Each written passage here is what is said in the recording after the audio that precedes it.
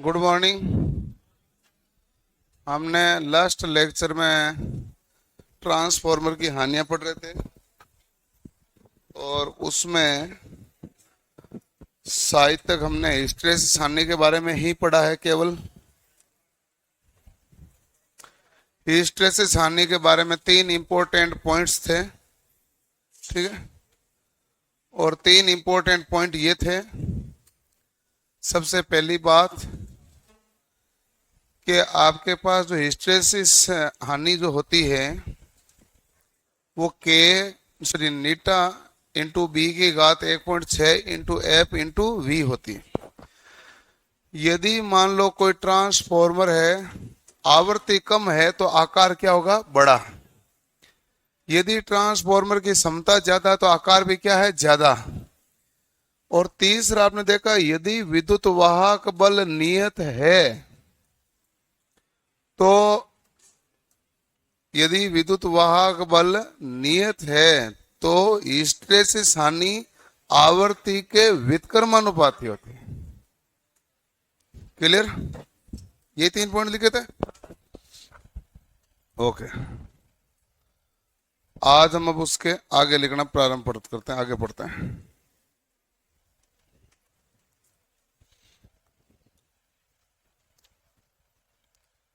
ए hysteresis हानि, B भंवर धारा हानि।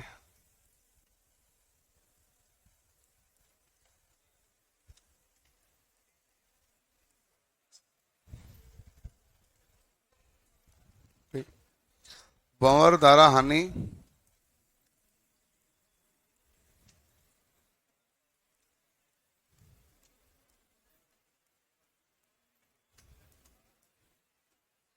यानी एडी करंट लॉस होता है।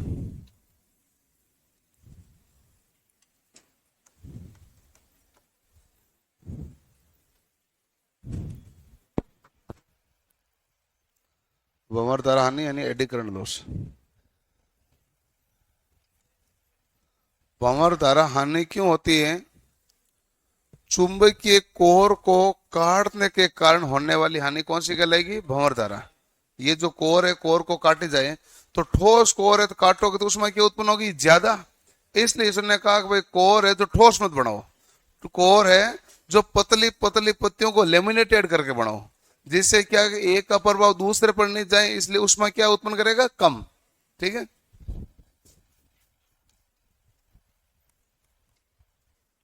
कोर को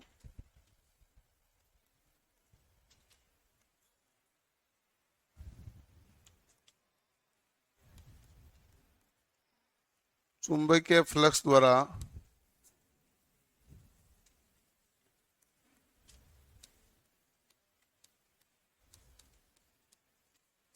काटने के कारण, और इस हानि को कम करना तो क्या करना पड़ेगा? सिलिकॉन स्टील की पत्तियों को लेमिनेटेड या वार्निश करके कोर का निर्माण।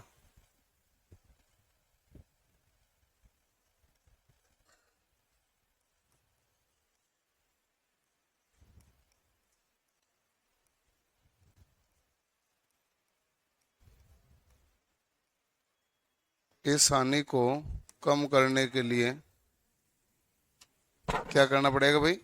तो आप कहेंगे इस हानि को हमें कम करना है तो सिलिकॉन स्टील की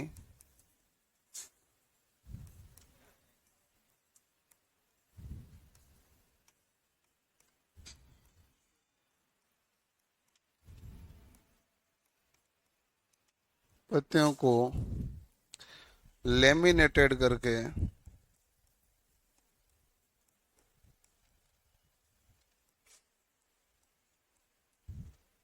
सिलिकॉन स्टील की पत्तियों को लेमिनेटेड करके कोर का निर्माण किया जाता है।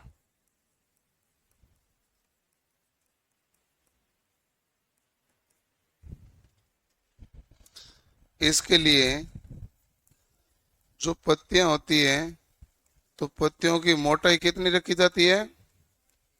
और बोलो भाई, 0.35 mm से 0.5 mm। भंवर द्वारा हानि एडी करंट यानी कि डब्ल्यू ई, ये हमारे पास हो गए सूत्र के गुणा B M square into F square into T square. T है पत्तियों की मोटाई, बाकी तो वही है सब कुछ।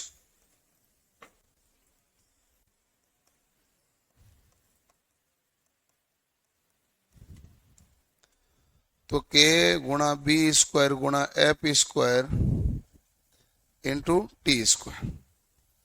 ओके, तो ये हमारे पास है। तो कोर को चुंबकीय फ्लक्स द्वारा काटने के कारण हानि होती है, वो किस कौन सी हानि होती है? भंवर द्वारा। इस हानि को कम करने के लिए सिलिकॉन स्टील की पत्तियों को लेमिनेटेड करके कोर का निर्माण किया जाता है। और इसमें पत्तियों की मोटाई कितनी होती है? 0.35 mm से 0.5 mm।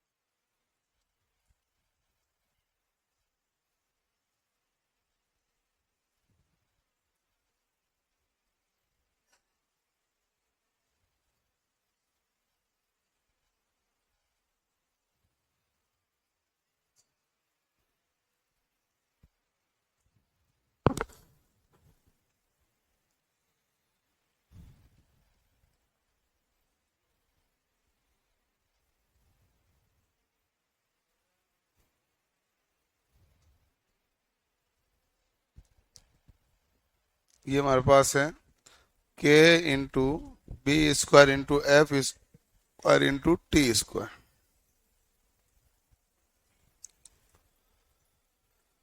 नोट डाल के एक लाइन लिखने, पहले ये लिख लो।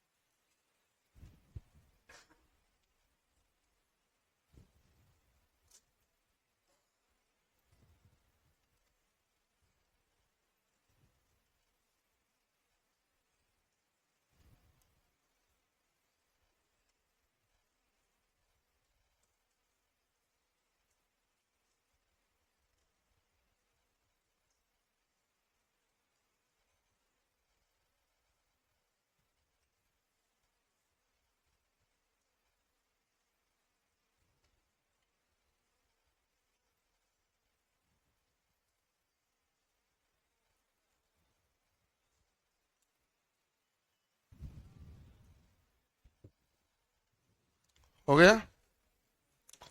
ठीक है। अब देखो कि एक बात बताओ, यदि विद्युत वाहक बल नियत है तो भंवर द्वारा हानि आवर्ती के समानुपाती होगी कि व्युत्क्रमानुपाती होगी? लिख लो, लाइन तो लिख लो, उत्तर तो मैं बोलूंगा। बोलूंगा कि मैं समझा के मैं निकाल के दूंगा ना आपको। यदि विद्युत वाहक बल नियत है,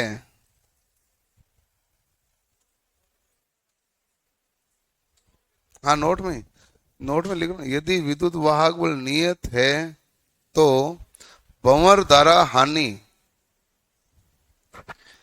यदि विद्युत वाहक बल नियत है तो भंवर द्वारा हानि, बस इतनी लाइन रखनी है, आगे हमें उत्तर ढूंढना है। बताओ क्या होगा?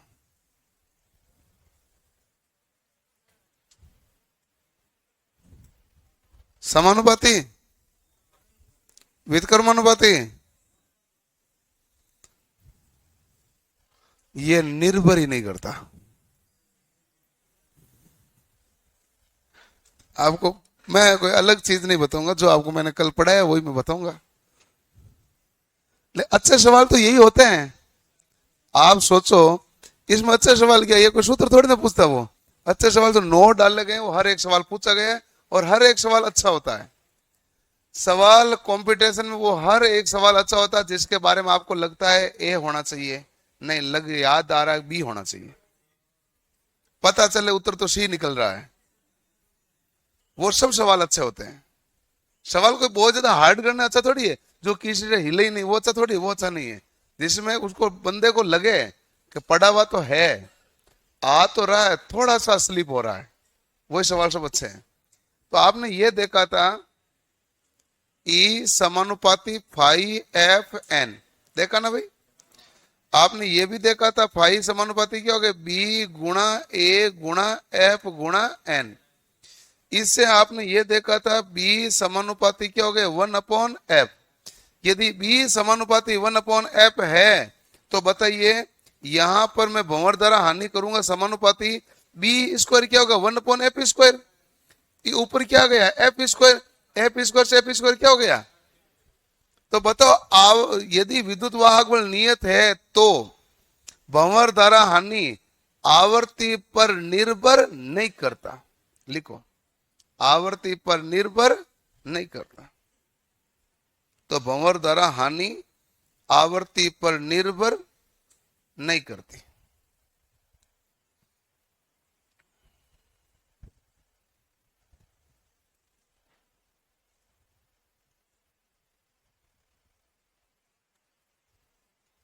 ओके, अगला देखो सवाल।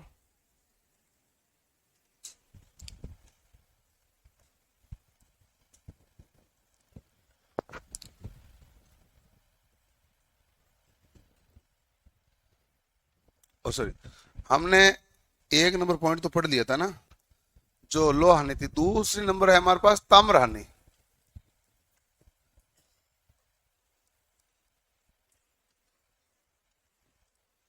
दूसरी कौन सी है, ताम्र हानि। इंग्लिश में क्या कहते हैं, कॉपर लॉस। स्थिर हानि है कि अस्थिर हानि है,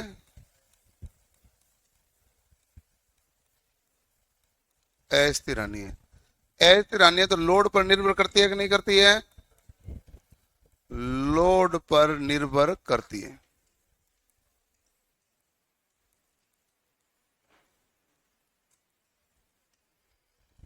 तीसरी कंडीशन, अस्थिर हानि किस पर निर्भर करती है, लोड पर। ये बताओ, वोल्टेज रेटेड है क्या फ्रिक्वेंसी रेटेड है या करंट रेटेड है, करंट रेटेड है। आपने लिखा ना लो हानि क्या थी, वोल्टेज और आवृत्ति, और ये कौन सी है, करंट रेटेड।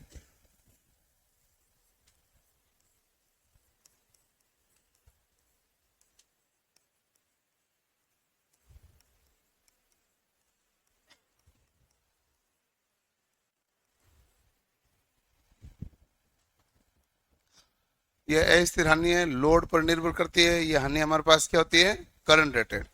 ये हानि क्यों होती है भाई, वाइंडिंग में कॉपर का तार काम लेते हैं तो कॉपर के प्रतिरोध के कारण होने वाली हानि है। क्योंकि कॉपर ने कुछ ना कुछ तो प्रतिरोध है, प्रतिरोध होगा तो वहां धारा प्रवाहित होगी, तो उसमें उत्पन्न होगी कि नहीं होगी, और वो उसमें उत्पन्न हो रही वो हानि है।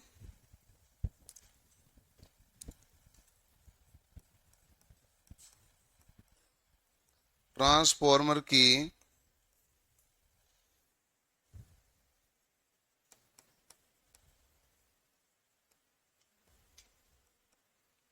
कॉपर वाइंडिंग के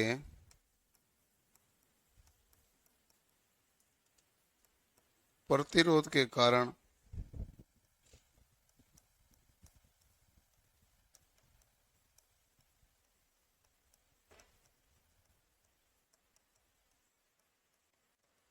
उसमें उत्पन्न होती है। तो P बराबर क्या कहोगे, कॉपर हानि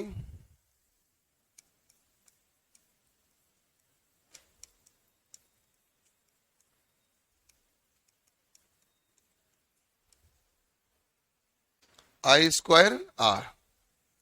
या आप इतना ही कह दो,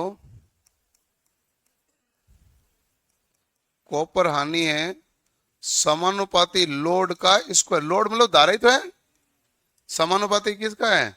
लोड का स्क्वायर, धारा के वर्ग के समानुपाती।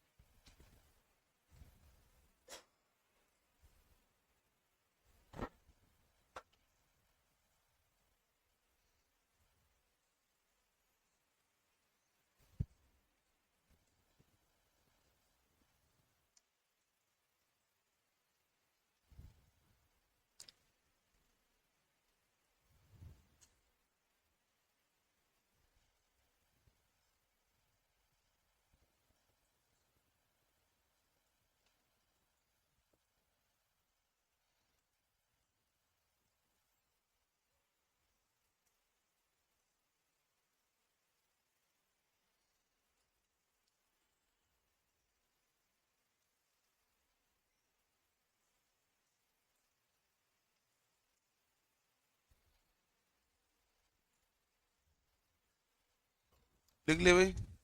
तो ये हमारे पास कौन सी हानि है? अस्थिर हानि। किस पर निर्भर करती है? लोड पर। तो ये हानि धारा रेटेड है कि वोल्टेज रेटेड है? धारा। तो ये हानि क्यों हो रही है? क्योंकि कॉपर वाइंडिंग में प्रतिरोध के कारण उसमें उत्पन्न होती है। इस कारण होने वाली हानि हमारे पास कौन सी हानि है? ताम्र हानि। इसे हम क्या कहते हैं? Copper loss. और कॉपर हानि पी को ज्ञात कैसे करेंगे? आई स्क्वायर आर से, अर्थात कॉपर हानि लोड के वर्ग के समानुपाती। आई क्या है? लोड ही तो है, धारा, लोड करंट होती है।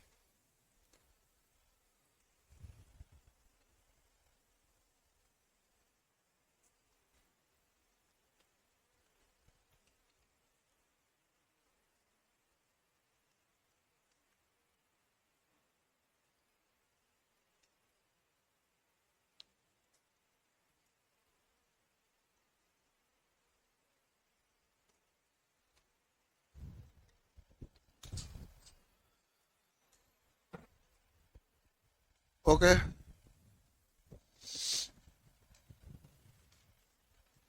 चलो। किस किस के बाकी रहा लिखना? अब आप अड़ोसी पड़ोसी आपने देखे होंगे कि सब ने लिख लिया और तुम बाकी रहे हो, तो आलसी होंगे आप फिर। 4 जने बाकी रहे हैं, ठीक है। तो अब आपके पास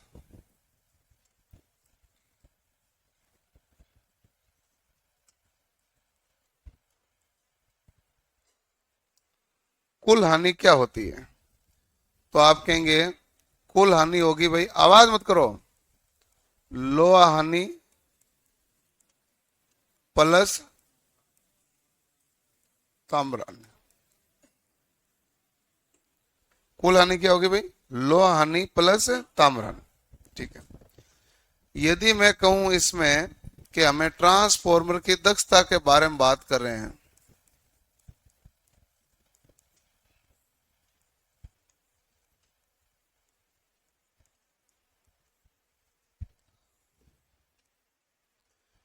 दक्षता हमारे पास होती है, क्या होगी भाई? आउटपुट बटा इनपुट इंटू 100, ठीक है। तो ये हमारे पास क्या होती है? दक्षता।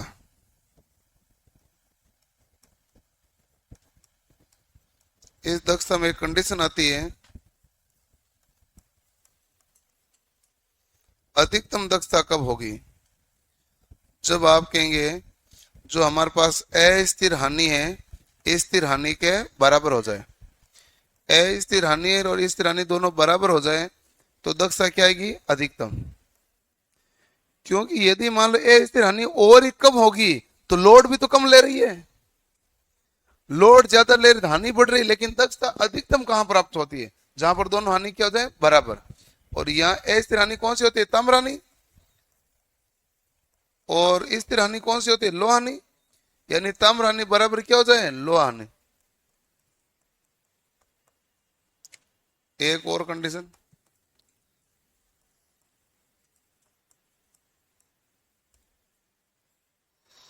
अधिकतम दक्षता पर लोड कितना है। यदि लोड काउंट करना पड़े, अभी मैं सब चीजें करूंगा सोल्व। नया लोड बराबर रूट आयरन हानि बटा कॉपर हानि इनटू पुराना लोड। एक एक चीज नोट कर लो, सब पर न्यूमेरिकल करूंगा अभी मैं। और ट्रांसफॉर्मर न्यूमेरिकल यहीं तक आते हैं, आगे ट्रांसफॉर्मर में ढूंढोगे तो न्यूमेरिकल है नहीं। ट्रांसफॉर्मर रेशियो आ गए, विद्युत वाहक बल समीकरण आ गए, हानियां आ गई, तक आ गई। ट्रांसफॉर्मर में न्यूमेरिकल खत्म। और यहाँ पर ठीक ठाक पूछ लेते हैं न्यूमेरिकल।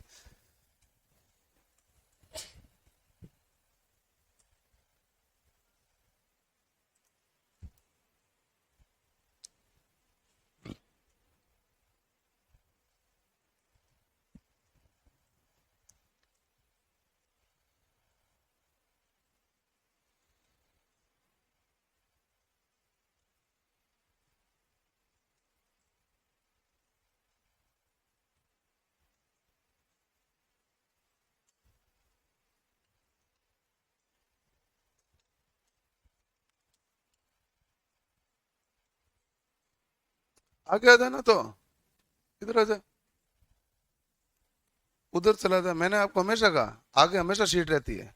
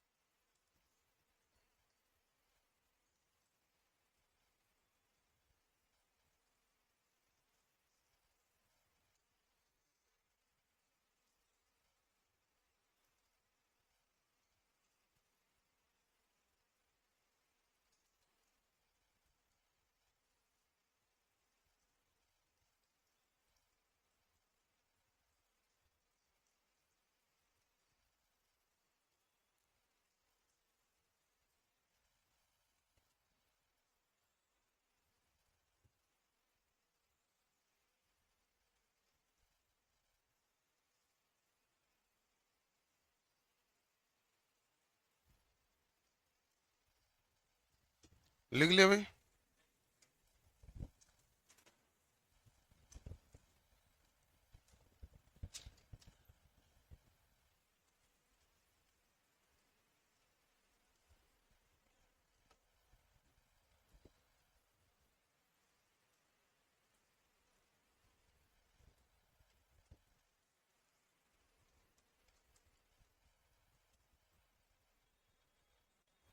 ठीक है, अब देखो क्वेश्चन करो।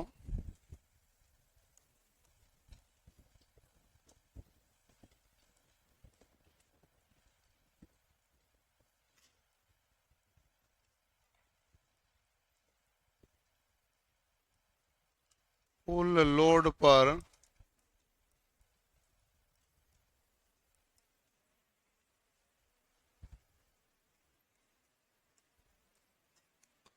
ट्रांसफॉर्मर की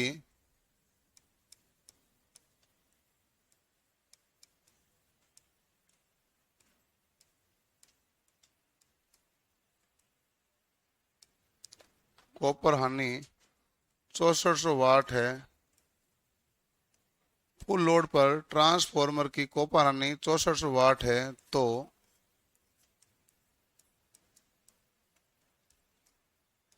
25% लोड पर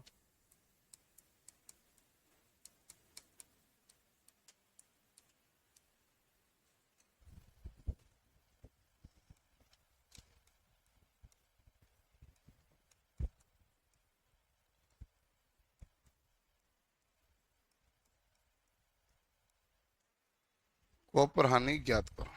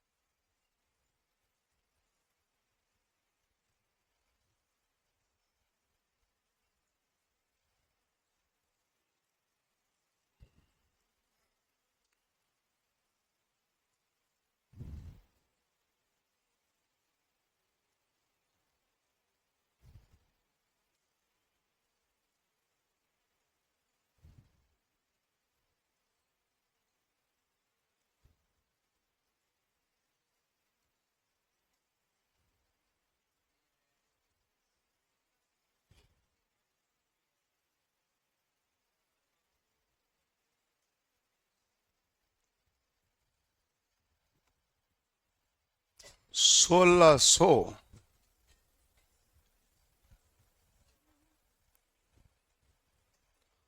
इधर से एक बच्चे का उत्तर से है या किसी ने बोला तो था अभी। 400। किस किस का है 400?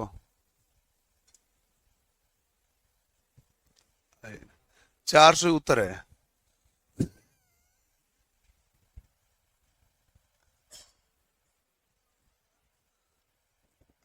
देखो, आप बताओ, आपको कितना का लोड कितना है? 25% है। 25% का मतलब गणित क्या कहती है? 1/4। गड़बड़ तो नहीं किया? और आपने ये कहा कि कॉपर हानि है जो लोड के वर्ग के क्या है? समानुपाती। समानुपाती क्या है? लोड का वर्ग 1/4 का क्या है? स्क्वायर। ठीक है, लोड है ना भाई, 25% लोड है, तो कॉपर हानि क्या आएगी? तो आपके 1/4 का स्क्वायर क्या होगा? 1/16 गुणा कितना वाट है? 6400। बताओ वाट कितना है? 400। सही है कि नहीं? आपने केवल 6400 का 25% निकाल दिया, वो गड़बड़ है। क्योंकि लोड के वर्ग के समानुपाती है, और हमने लाइन यही तो लिखी थी अभी।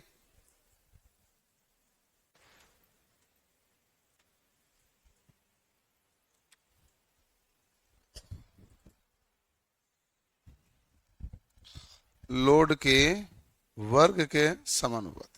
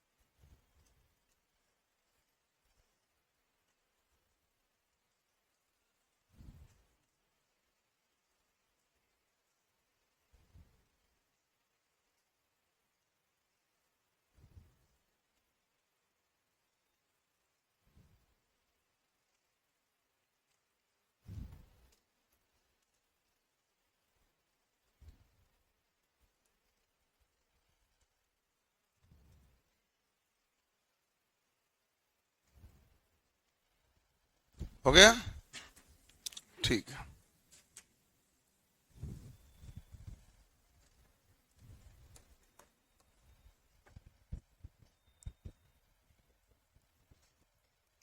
पूर्ण लोड पर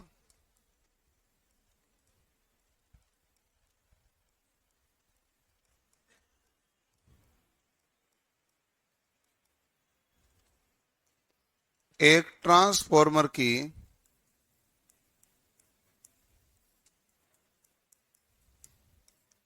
कॉपर हानि 3200 वाट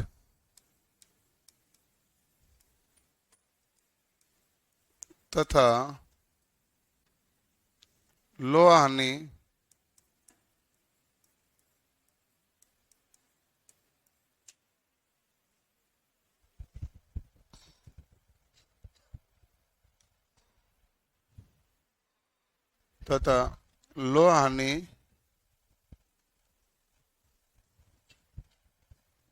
1600 वाट है। तो 75% लोड पर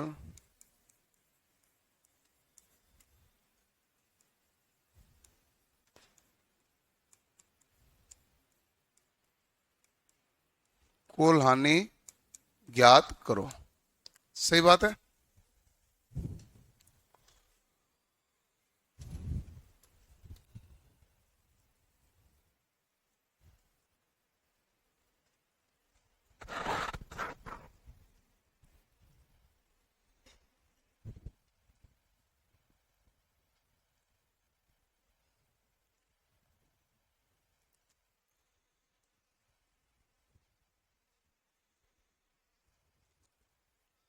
आपको पन्ना पलट के सूत्र देखने की आवश्यकता नहीं है, वो तो आपको पता भी है, P बराबर आई स्क्वायर आर है। आपको दिमाग की आवश्यकता है कि जब सवाल को न्यूमेरिकल को करते समय सावधानियां बरतनी जरूरी है। छोटे छोटे अक्षर इसमें डुबो देते हैं। न्यूमेरिकल तो यही कहलाता है। और जैसे मैं करूंगा तो आपको लगेगा हाँ ये ठीक है, वही न्यूमेरिकल है। पिछले वाला समझ में आया कि नहीं आया? आ गया समझ में, ये भी आएगा।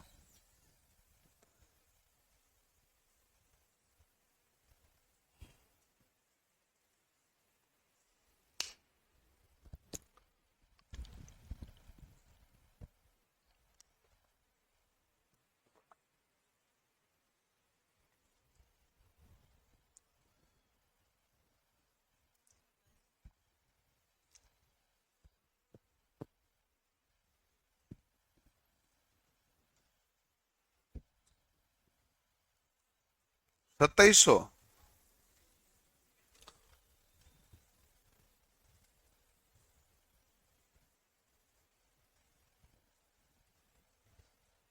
3400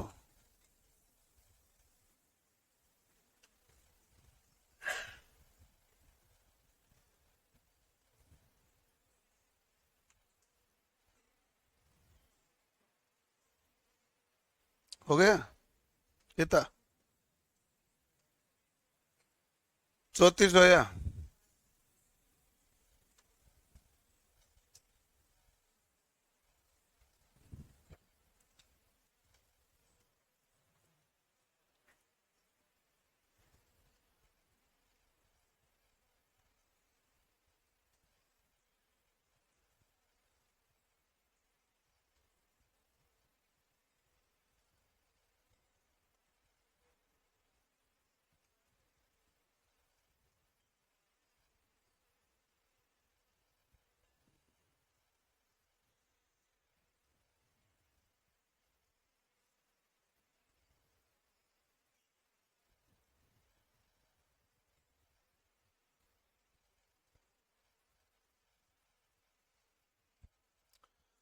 तो 3400 जिनका आया वो सही आंसर है। 2700 आंसर गड़बड़ा, क्योंकि 3400 ही है। और आपको इसमें करना भी सिंपल में पड़ता है, कोई मुश्किल तो कुछ है भी नहीं। जैसे सवाल आपको ये कह रहा है कि कितना प्रतिशत लोड के बारे में बात हो रही है, 75%। 75% क्या कहता है गणित? 3/4। ठीक है। अब बताओ कॉपर हानि अब जो होगी नहीं, वो आप कहेंगे लोड के वर्ग के समानुपात। 3/4 का स्क्वायर गुणा कितना है? 3200। ठीक है। अब देखो कि 3 का स्क्वायर क्या हो गया? 9, 4 के स्क्वायर हो गए 16, गुणा हो गया 3200, और 16 को काटा तो कितना है? 200। 900 इंटू 200 कितना हो गया? 1800। ये वाट हुआ। अब जिन्होंने गलती की है उन्होंने पहले 3200 और 1600 को जोड़ा, उन्होंने किया 4800, और फिर लोड घटा तो हानि घटी। अब मुझे बताओ लोहा हानि स्थिर हानि है कि अस्थिर हानि है? तो ये क्यों घटेगी? जब आप कहते हैं लोहा हानि स्थिर है तो ये घटेगी क्यों? घटेगी कौन सी? केवल कॉपर हानि। क्यों घटेगी? क्योंकि कॉपर हानि अस्थिर हानि है जो लोड पर निर्भर करती है। लोड कम हो चाहे ज्यादा हो, लोहा हानि घटेगी बढ़ेगी नहीं। तो लोहा हानि क्या रहेगी? स्थिर। तो आपको पूछेगा लोहा हानि कितनी है, तो आप कहेंगे जितने आपने दी है 1600। तो कुल हानि क्या हो गई? दोनों को जोड़ना, 1800 प्लस 1600 बराबर कितना आ गया? 3400 वाट।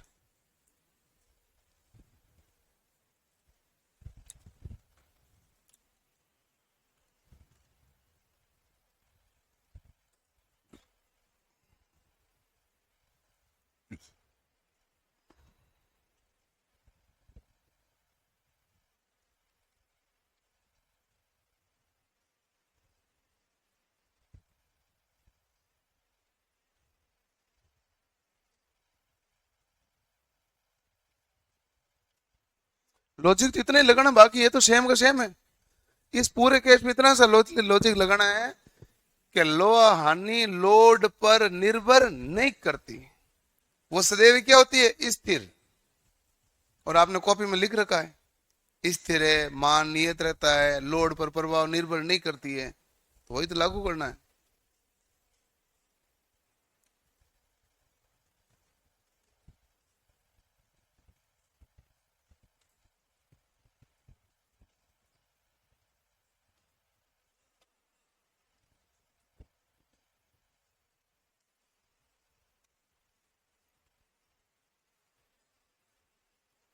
हो गया?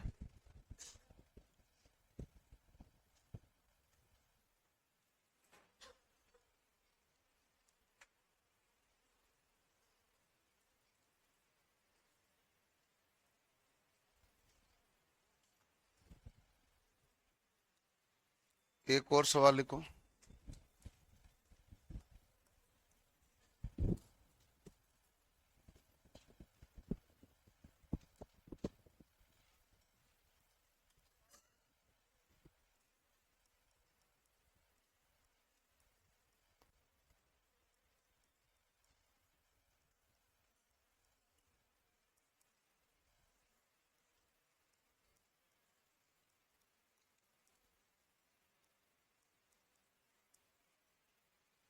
पचास प्रतिशत लोड पर ट्रांसफॉर्मर में कॉपर हानि कितनी है भाई?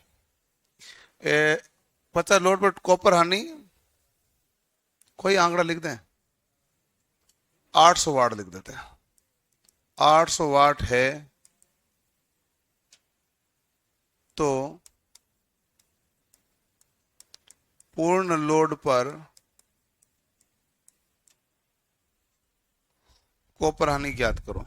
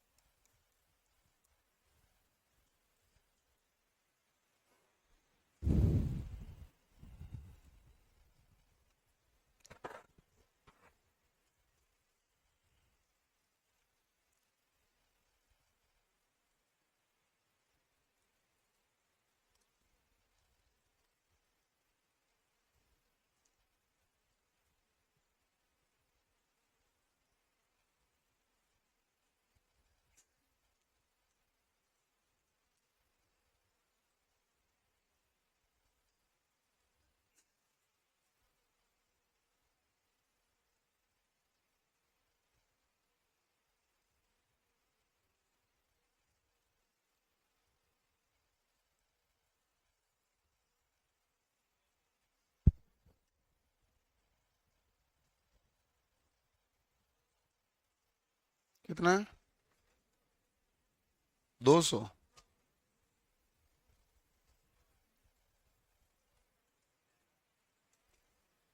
सबके आगे 200। गलत उत्तर है, 3200 है।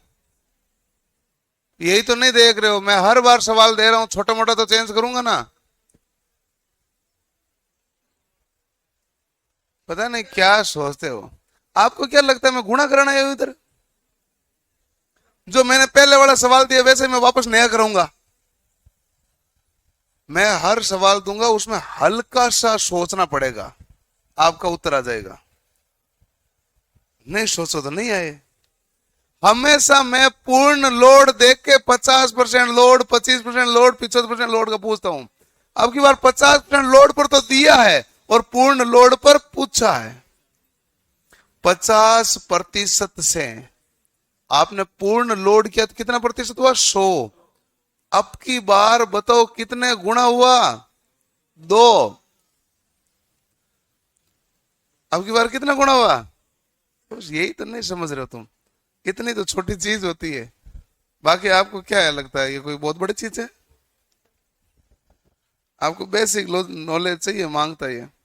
अब कह रहा कॉपर हानि जो है क्या होगा? लोड के वर्ग के समानुपाती है।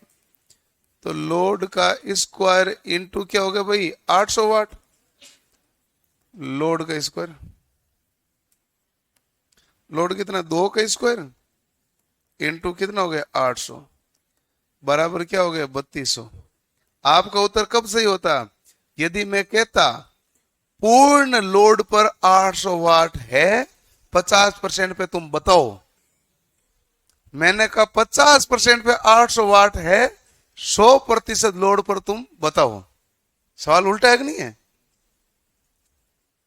आप सीधा गुणा करने में लगे रहते हैं। अच्छा अब की बार और गुणा दिया है, फिर सोचना पड़ेगा। सवाल ध्यान से।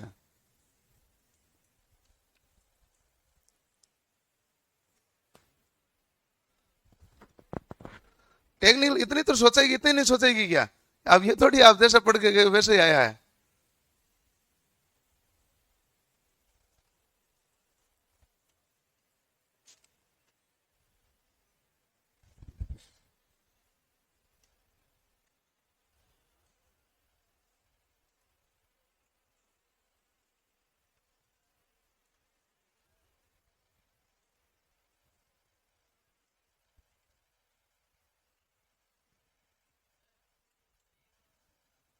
इसको ये एक बार तो मैं नहीं, 2 बार बताऊंगा, लेकिन आप मुझे बताओ ये समझ में आया आपको? छोड़ो फिर। ये समझ में आया?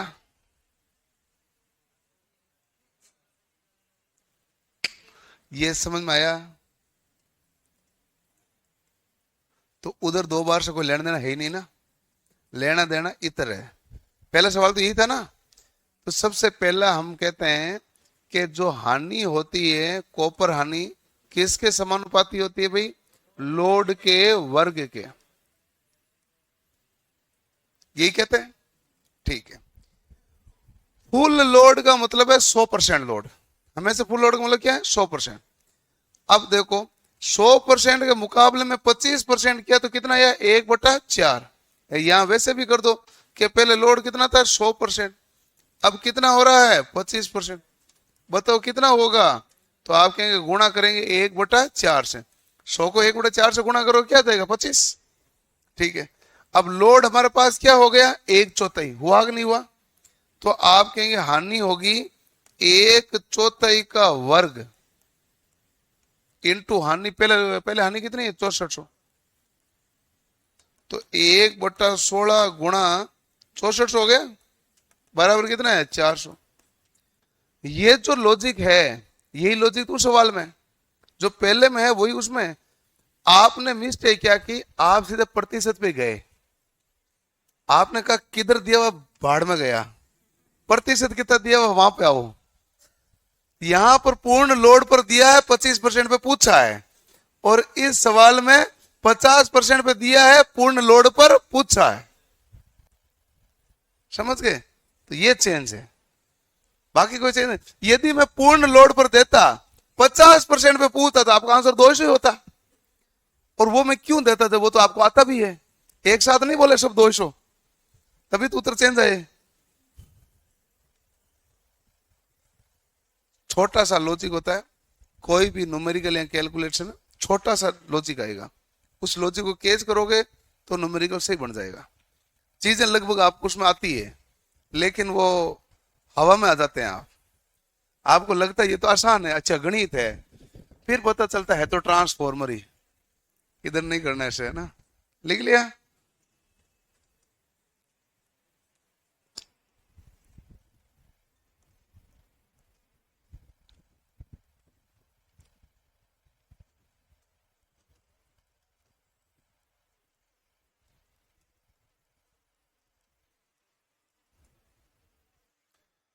पिछहत्तर प्रतिशत लोड पर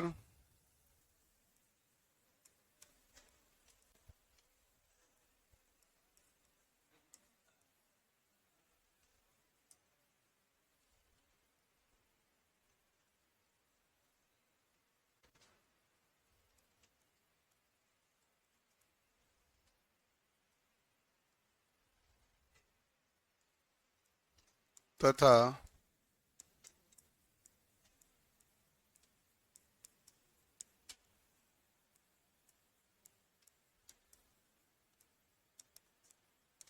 है तो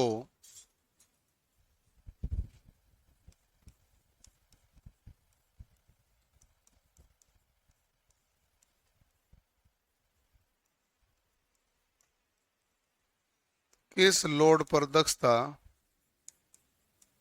अधिकतम होगी।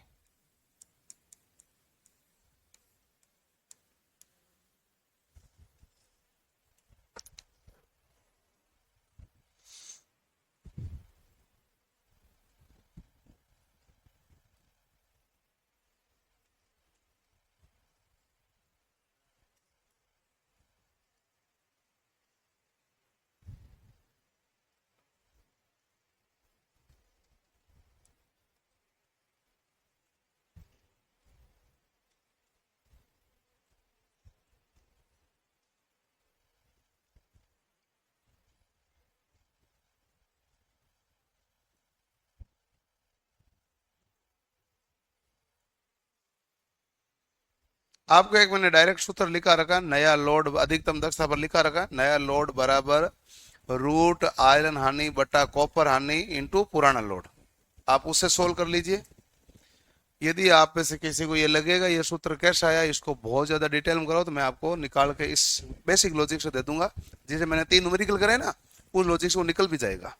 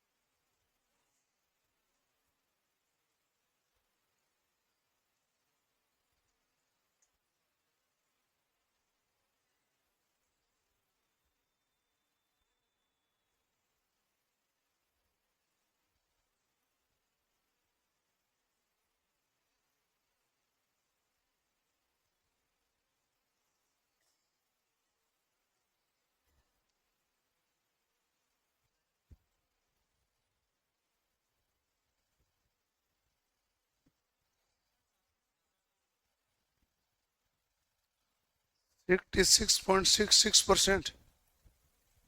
इट मे बी पॉसिबल, यही आ रहा है।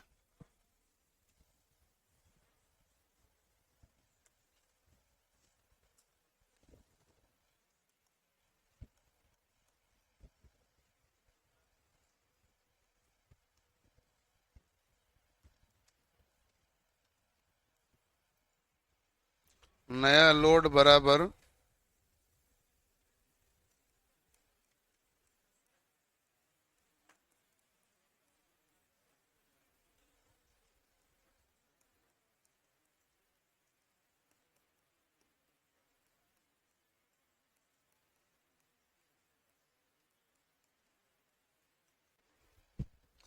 नया लोड आपको ज्ञात करना है, बाकी सब कुछ आपको दिया हुआ है। आयरन हानि कितनी है भाई? 6400। कॉपर हानि 8100 इंटू पुराना लोड कितना है भाई? 75%।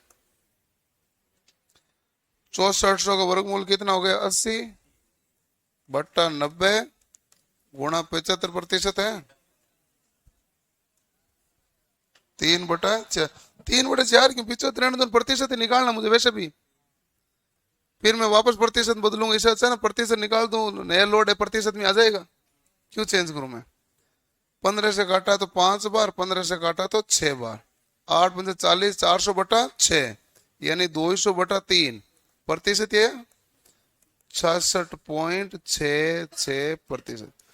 जो इसको 3/4 लिखेगा उसके उत्तर कितना आएगा भाई? 2/3। 2/3 है, तो 2/3% में करोगे तो 66.66। बस एक ही बात होती है। अब देखो कि आपको न्यूमेरिकल संबंधित कोई सवाल पूछने हैं। ट्रांसफॉर्मर के न्यूमेरिकल पूरे हो गए, अब है ही नहीं पूरे ट्रांसफॉर्मर कहीं भी न्यूमेरिकल, लेकिन यहां पर न्यूमेरिकल जितने भी हैं ये सब सवाल पूछे जाते हैं रेगुलरली। तो है किसी का कोई डाउट? तो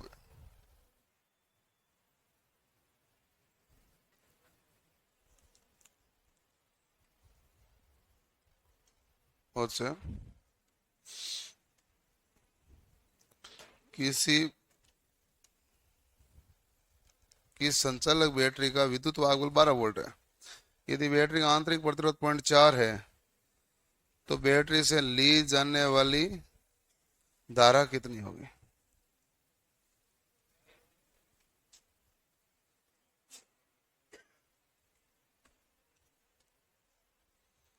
इस तय दशा में परिपथ में सेल से ली जाने वाली धारा क्या होगी?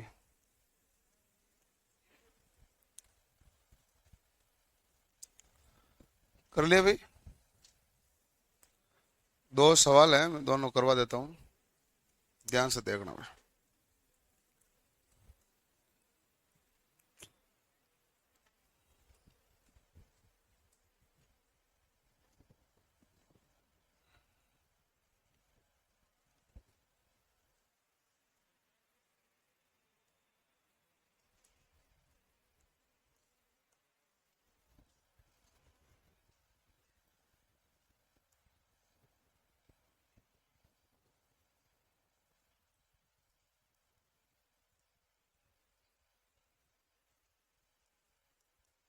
आवाज मत करो भाई।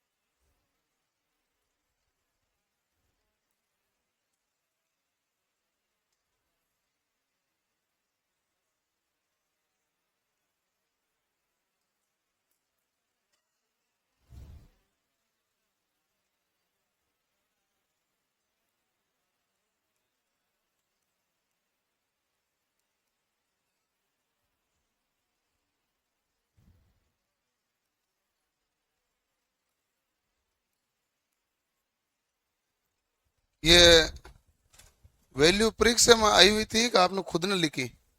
क्योंकि उत्तर पॉइंट में आएगा। किसका पे किताब में थी ना, मतलब ये कंफर्म नहीं, ये तो 4 ही था ना, ये तो 6 नहीं था ना, 4। हाँ ये कंफर्म होना जरूरी है, बाकी कोई दिक्कत नहीं। क्योंकि 6 होगा तो पॉइंट में नहीं रहेगा, 4 रहेगा तो बट्टा में उतर आएंगे पॉइंट में। सॉरी मैंने 6 क्यों किया, 4 ही करूँ, 4 4। हाँ 4, हाँ 4 करूँ, 4 में आएगा पॉइंट में, 6 में पॉइंट में नहीं आएगा बस। और कोई कारण नहीं है। ठीक है, अब इसने पूछा है सवाल, तो बताओ भाई, वो कह रहा है कि सेल से ली जाने वाली धारा कितनी है। आप कहेंगे सेल से ली जाने वाली धारा आई है। आई अपन याद कर देंगे, कोई दिक्कत है नहीं। आपको मैं पहले जो आपको काम आता है वो दे देता हूं। ये तीनों कौन से क्रम में है? समांतर में। तो इसका मान कितना है? ये तो समांतर में ना, इसका मान निकालो आप। मैंने यही तो कह रहा था, मैंने कहा 6 होता तो मान क्या आता था? 1 ओम। अब 4 है तो आएगा बट्टा में है।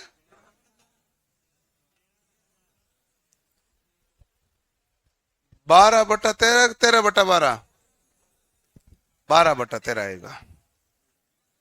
यहां पर और तुम डूबोगे।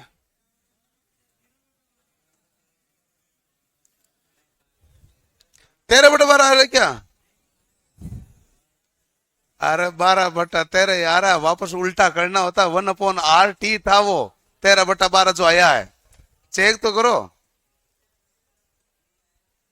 जो भाग ले से लिया वो तो ऊपर जाना है, और 2 3 4 के ले से दोबारा आता है, ऊपर जाएगा ना, उल्टा होगा तो वापस उल्टा करना। 12/13 आएगा। ठीक है, जैसे 12/13 है, मेरे पास एक परिपथ बन गया। अच्छा, यहां तक तो कुछ नया काम तो किया नहीं है, केवल समांतर क्रम किया। अभी आपने कुछ भी नया नहीं किया है। ये कितना वोल्ट है? 10। ये कितना ओम है? 5। ये कितना ओम है? 12/13। इधर कितना ओम है?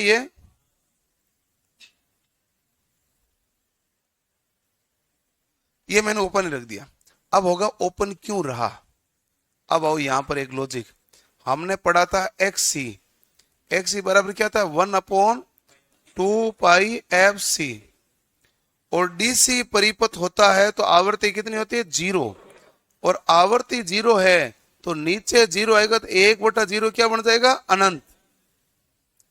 नीचे 0 आएगा, 1/0 क्या बन जाता है? अनंत। और एक अनंत आ जाता, प्रतिरोध का मान अनंत आता है। तो बताओ लघु परिपथ होता है कि खुला परिपथ है? खुला परिपथ। तो ये हमने खोल दिया। डीसी क्यों है? क्योंकि 10 वोल्ट क्या दिया हुआ देखो। डीसी कैसी है? सप्लाई क्या दी हुई है? डीसी। तो डीसी में आवृत्ति क्या होती है? 0। और एफ की जगह 0 रखोगे तो एक्स क्या आएगा? अनंत। तो परिपथ क्या हो गया? खुला। तो इधर धारा जाएगी क्या? नहीं। अब ये तो हट गया, अब धारा जा रही केवल इसमें। अब बताओ निकल जाएगा। तो आई बराबर क्या होता है? वी कितना है? 10/R कितना है? तो आप कहेंगे 5 + 12/13। 13 पंजा 65, 65 और 12 कितने होते हैं? 77। तो 130/77।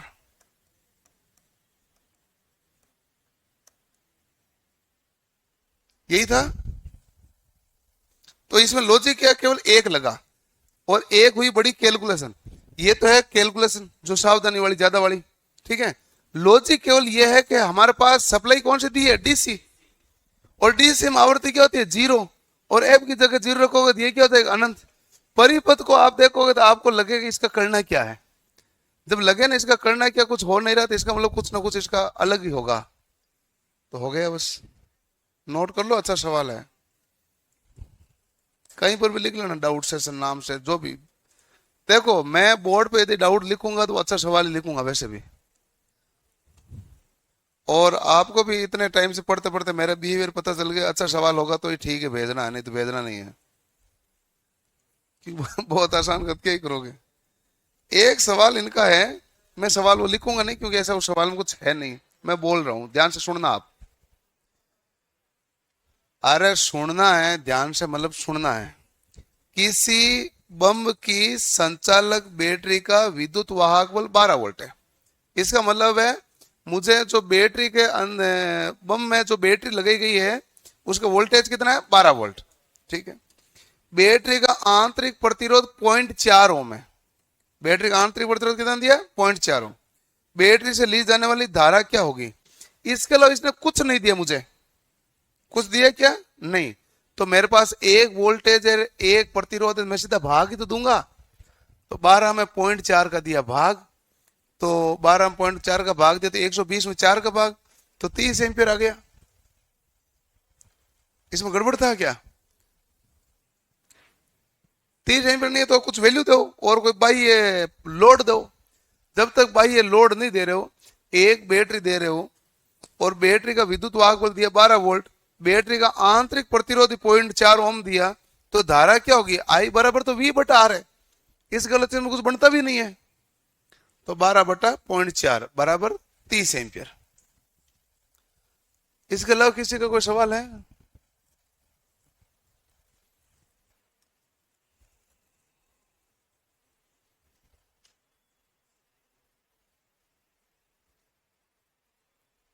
ये अच्छा सवाल है जिसने भी भेजा। किसका ये?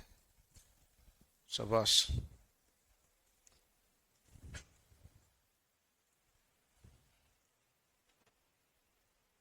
ये भी अच्छा सवाल है। ओके।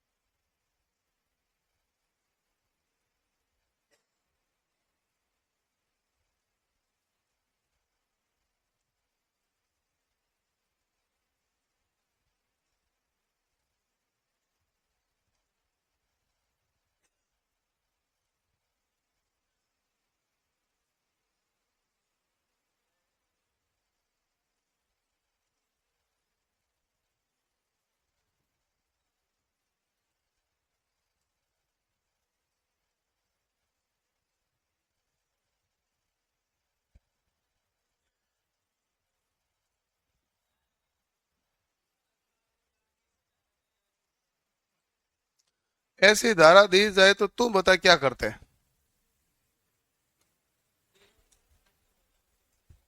एक्स सी का मान निकालो। और आर और एक्स सी, आपके पास आर का मान था, एक्स सी का मान था, तो क्या निकलेगा? जेड का मान। वी में जेड का भाग देता था, आई आ जाता। आएगा कि नहीं आएगा? तो एक्स सी का मान निकलेगा ऐसे देते ही।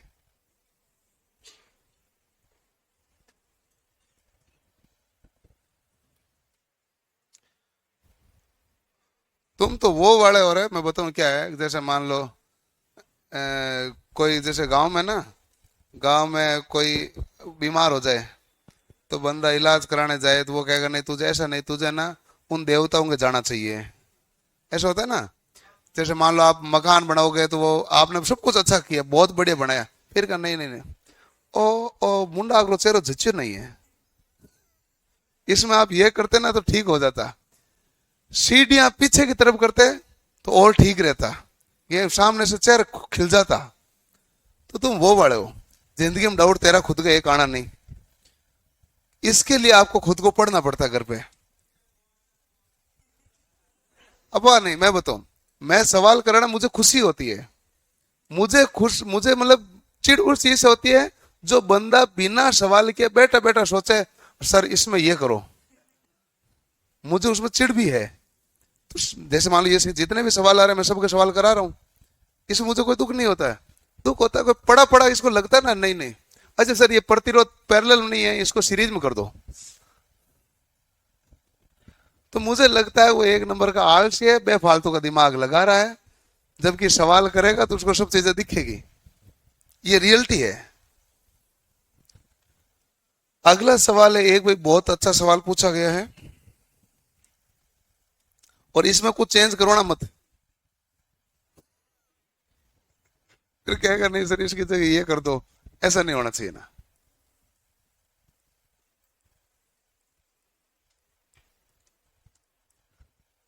एक 44 केवीए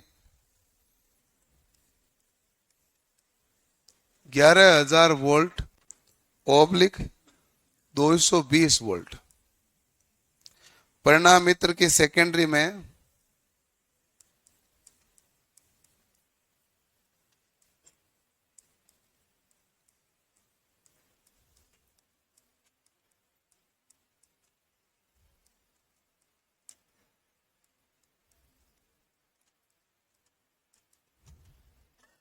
पच्चीस टर्न है।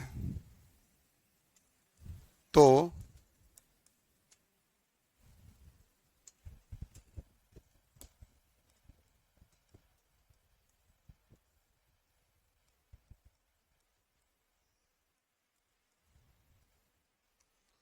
प्राइमरी व सेकेंडरी में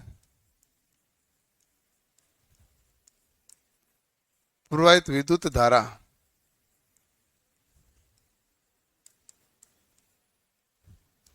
तथा इन्होंने नहीं लिखा एक सवाल में इतना, प्राथमिक टर्न की संख्या, ये सब ज्ञात करो। ठीक है, नहीं तो आपको ये होगा टर्न काम नहीं आया।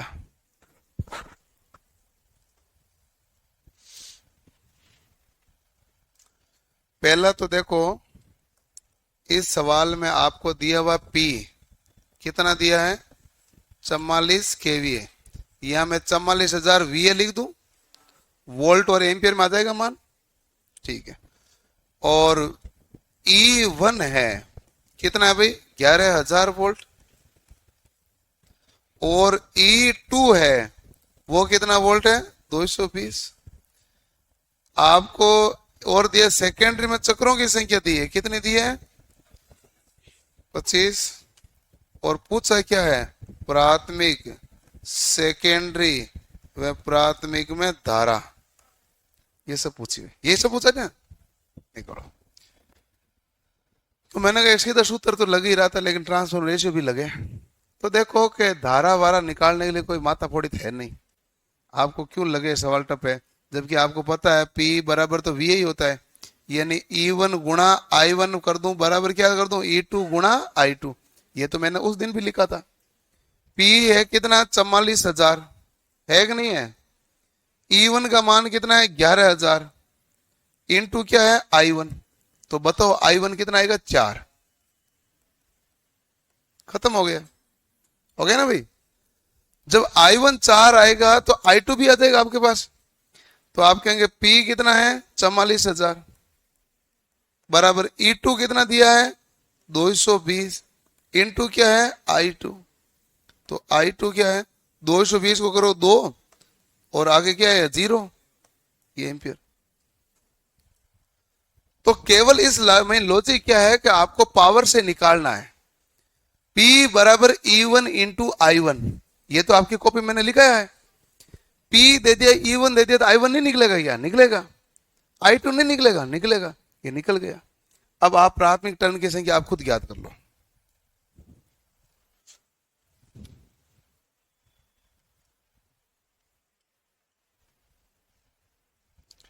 आप कहां चले गए, हाँ नहीं पल्ले पड़ा है। अरे भाई सवाल,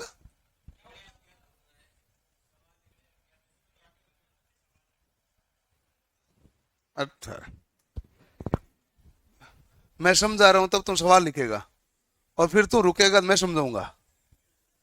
ऐसा तुझे क्यों लगता है, आज लगता है तो मेरे मन में लगा है, ऐसा ऐसा होता नहीं है। जब मैं समझा रहा हूं तो रुके समझ लेना, ठीक है ना।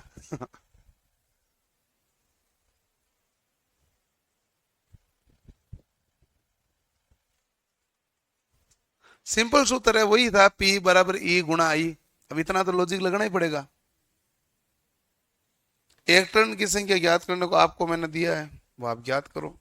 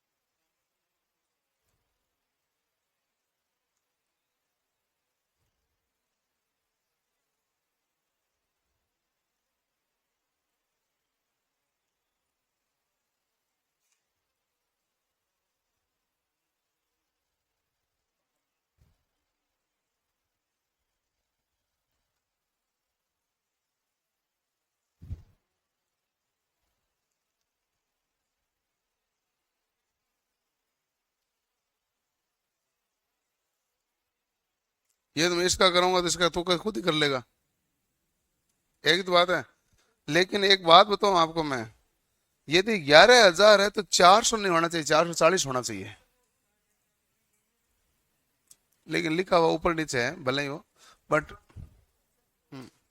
11,000 के साथ 400 ठीक नहीं है, क्योंकि ट्रांसफॉर्मेंस रेशियो से कन्वर्ट नहीं कर पा रहा है, इसीलिए आपको दिक्कत आई। 440 करो, आपको दिक्कत सॉल्व हो जाएगी। हाँ तो गड़बड़ आ गया होगा ना, गड़बड़ है।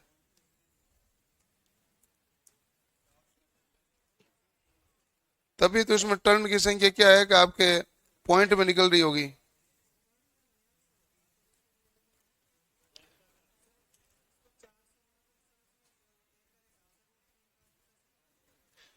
पॉइंट कैसे नहीं आएगी? लगभग दे रहेगा तो लगभग किस में देते हैं जब पॉइंट आता है?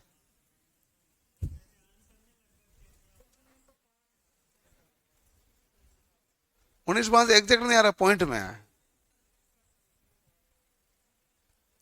तो नीचे वाली जो संख्या होती है तो भाग जा रहा है के ऊपर, हर का भाग अंश में जा रहा है क्या? नहीं जा रहा, दूसरा कहता है पॉइंट में आना। लिख लिया भाई? और सेकेंडरी का चक्कर निकाल लिया अपने प्राथमिक टर्न। तो आपने ये देखा था कि N2/N1 बराबर E2/E1। N2 कितना है? 25। N1 क्या करना है? ज्ञात। E2 कितना है? 220। और E1 कितना है? 11,000। आप इसको काटोगे तो कितनी बार जाएगा? 50। तो N1 बराबर क्या हुआ? 25 × 50 बराबर 1250।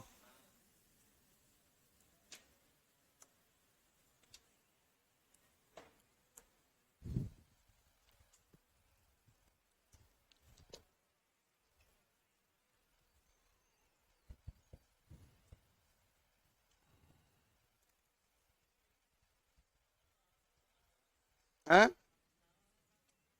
क्या धारा? हाँ किसी से निकालो ना, किसी से निकालो तो सबसे निकल जाते हैं। वो तो के बराबर N2 बराबर N1 I1/I2 बराबर √Z2/Z1, सब जगह कंडीशन तो वैलिड है। हम्म, लिख लिया। अगला सवाल।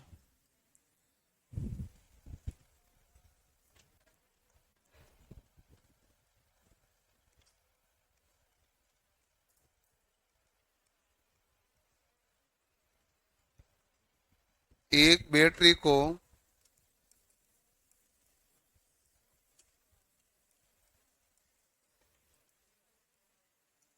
18 घंटे तक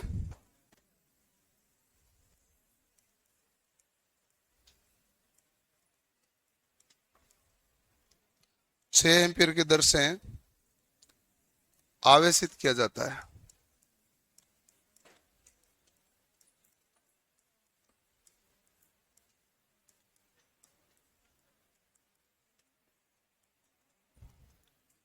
और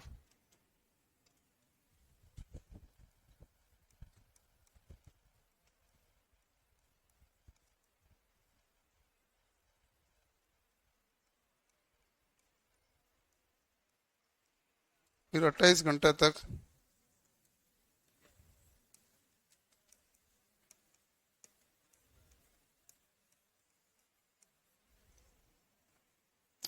अनावेशित किया जाता है।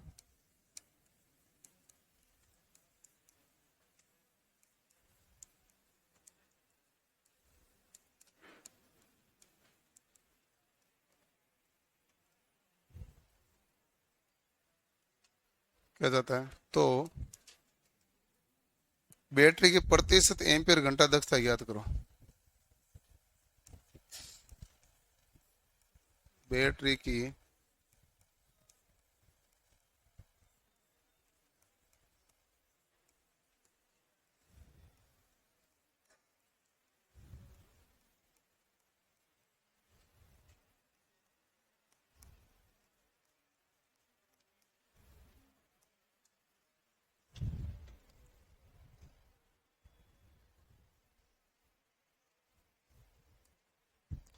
एक बैटरी को 18 घंटे तक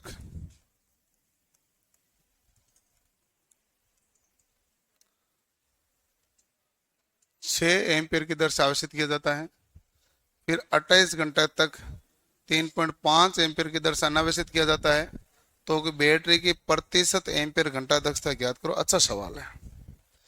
कल हमने सूत्र इसका लिखा था और मैंने आपको यही कहा था सूत्र याद रखना नहीं है। सूत्र हमारे पास दक्षता हमेशा क्या होती है, आउटपुट बटा इनपुट। दक्षता कोई भी होगा तो फॉर्मूला क्या होगा, आउटपुट बटा इनपुट। एम्पियर घंटा तो एम्पियर भी ऊपर आना चाहिए और घंटा भी ऊपर आना चाहिए, लेकिन आएगा किसका, डिस्चार्ज का। क्योंकि आउटपुट बैटरी आउटपुट होती है तो क्या होती है, डिस्चार्ज, और बैटरी इनपुट लेती है तो क्या होती है, चार्ज। ठीक है, तो आउटपुट है तो आपने क्या लिखा था, आई डी गुणा एच डी अपॉन आई सी गुणा एच सी। गुणा क्या था, 100। यही था ना भाई।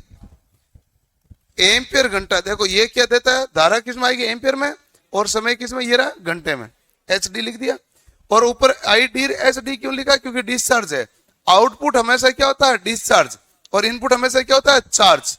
ठीक है, अब देखो डिस्चार्ज धारा बताओ क्या है, ये है नीचे वाली है ना। डिस्चार्ज धारा कितनी है, 3.5 एम्पीयर। डिस्चार्ज कितना समय लगेगा, 28 घंटे। चार्ज की धारा कितनी है, 6, और समय कितना लगेगा, 18, और गुणा कितना है, 100। अब देख लो, कटे है नहीं ये।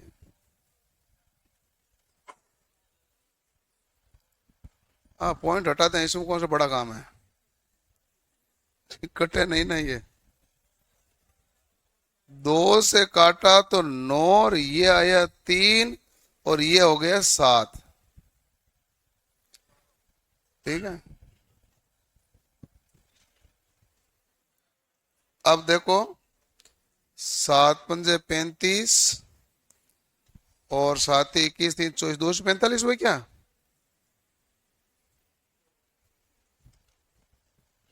ठीक है, बटा कितना हो गया, 27। अब देखो कि यदि 27 का भाग देता हूं तो ये भाग जाएगा 9 बार, क्योंकि 27 नम्मा 243 होता ना। सही है, तो पीछे बच गए 2, 20 भाग गया नहीं, आया 10। अब हो गया 200। 200 में जाएगा 7 बार, जाएगा 8 बार, देख लो ना, यही 7 बार जाएगा। ये हो गया बस।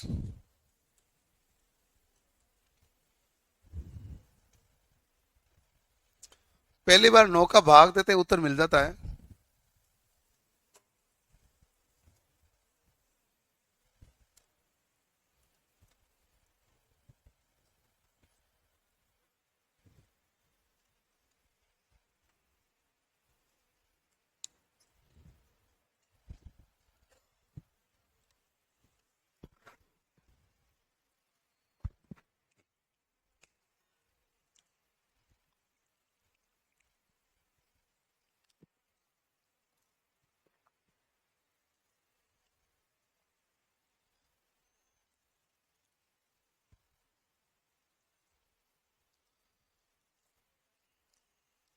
ओके,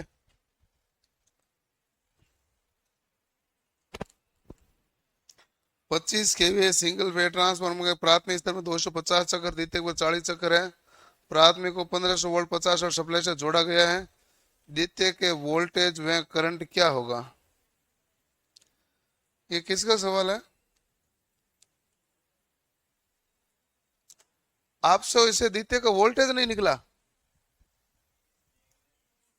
लैंग्वेज से करना क्या आपको, देखो कि आपको ये कहा है प्राथमिक, प्राथमिक में 250 चक्कर है, प्राथमिक में चक्कर है 250, सेकेंडरी में कितना है 40, सेकेंडरी बटा प्राथमिक, और सेकेंडरी का वोल्टेज आपको ज्ञात करना है। प्राथमिक का वोल्टेज दे दिया 1500, 250 से काटा तो 6 बार, और सेकेंडरी का कितना हो गया 240। ये हो गया। अब ये मैं ये उम्मीद नहीं करूंगा आप ये लगा लेंगे, ये तो करूं, जिसके वोल्टेज आ गए सेकेंडरी का तो करंट तो आएगा, क्योंकि ऊपर 25 केवी लिखा हुआ है कि नहीं है? अब E2/E1 बराबर N2/N1, वो तो करो भाई, इसमें इसमें क्या करना, कुछ थोड़ा बहुत चेंज हो तो पूछो। ठीक है भाई, कल हम पढ़ेंगे ट्रांसफॉर्मर का वर्गीकरण और ट्रांसफॉर्मर का परीक्षण। ओपन सर्किट नहीं है, वो एक टॉपिक बाकी था ना, इसलिए मैंने कराया था, हो गया। ठीक है ना? अब 12 बजे बात किस चीज की, कोई नहीं है।